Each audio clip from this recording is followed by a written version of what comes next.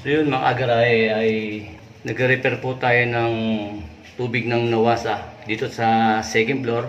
So yung metro ay ikot ng ikot kahit na walang gumagamit guys.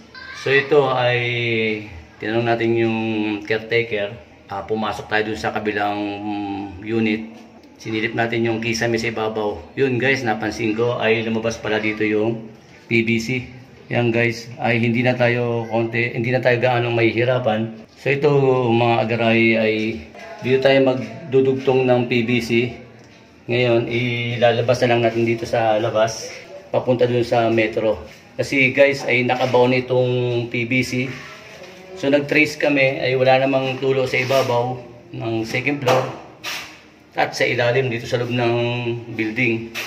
So yung metro ay ikot ng ikot. So napansin natin guys ay masyado nang malalim yung pagkakakabit ng Nawasa, yung pinakatubo niya, yung pinaka-out niya ay doon siguro nangyayari yung leak ng tubig. So ito ay ilalabas na lang natin dito at magpapanibago tayong kabit ng PVC. So ito guys, palilinis ko muna to sa aking kasama. Siya na nagsipinggan dito. So ito, bababa tayo at pupunta natin yung mga gagamitin natin ng mga PPR, elbow, ball valve. So dito guys, ay pagdating sa labas, meron patayan doon, ay maglalagay na rin tayo dito ng ball valve dito sa baba para kung in case emergency ay hindi na siya lalabas, mapapatay niya na yung kanyang tubig dito sa loob. So yun guys, yan ang ating munang gagawin. So yun guys, ito yung ating pinamili. Gagamit tayo ng ball valve para sa loob ng unit ay mayroon siyang patayan. Bumili tayo ng coupling, bumili tayo ng Neltex, bumili tayo guys ng Teflon. Bumili tayo ng mga elbow na walang thread. 3/4 po ang size nito. At bumili din tayo ng clamp ng PPR. Dito yun guys, kinakabit. Yan, clamp ng PPR. Bumili din tayo ng elbow na may thread. Saka bumili din tayo guys ng PE connector. Kasi yung PVC na blue, Neltex, ganyan guys ang kabit. Dito naman yung PPR. Ito, bumili tayo guys ng PE connector 1/2, 3/4. Papasya lang tayo dun sa ating gagawin. Ito na yung dadalhin natin guys, yung mga materyales. Tara!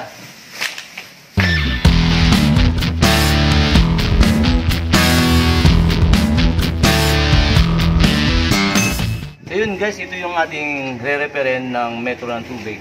So yung in, wala problema. Yung out, nagkakaroon ng leak dito sa ilalim ng lupa ay bulok na yung 3/4 na tubo nung kinabit nila dyan sa ilalim.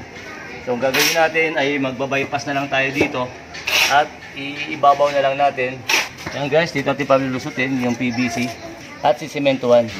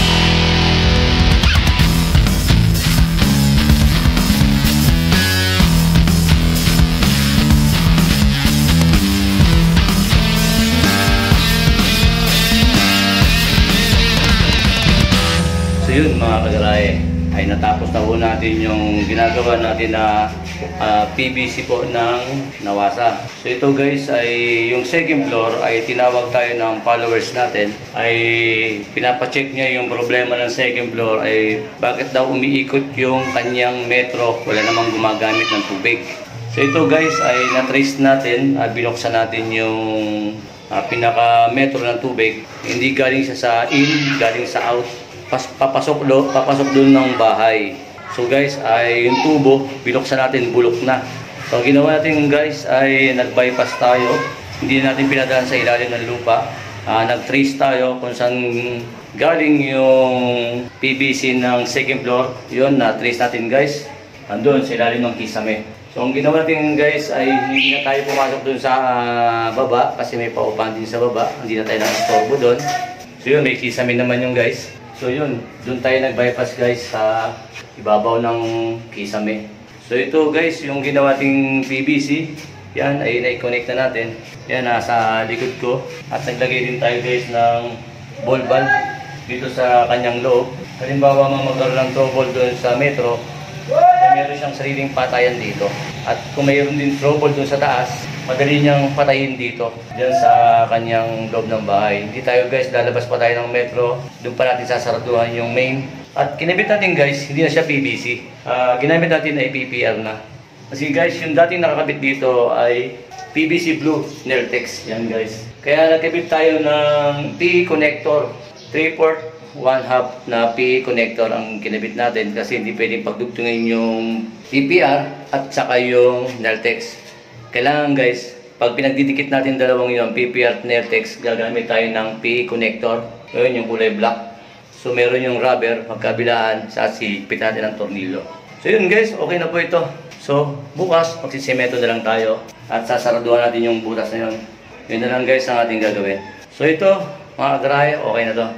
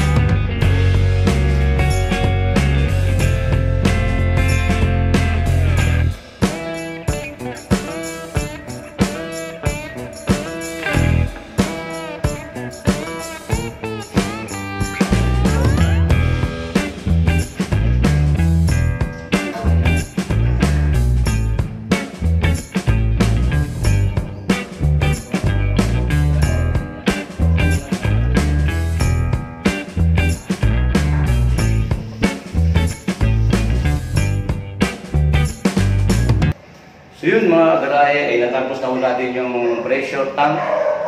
So ginawa natin mga agarahe ay binakas natin at tinanggal natin yung mga drain plug na sa ilalim kasi nahihirapan po ang caretaker na mag-backwash. Kailangan kasi ito guys, ang pressure tank natin, kakapain natin ito pag pare-parehas ang lamig, kailangan mag-maintain tayo, lagi rin tayo mag-drain ng pressure tank. So galiin po natin yung guys. Huwag natin pabayaan na laging puno itong tubig. Doon po nagkakaroon ng diferensya yung makina, nasisira, nahihirapan siyang umandar, at malakas po yan sa kuryente. So yun guys, naglagay tayo ng backwash, ventilation at backwash sa ilalim. Lagyan natin guys PPR para kahit hawak-hawakan niya ay hindi siya masisira. So yun, nilagay tayo ng ball valve na PPR. Sa ibaba, naglagay din tayo ng ball valve na PPR. So yan, nakikipit natin guys. Approve na approve ito guys. So ito, okay na.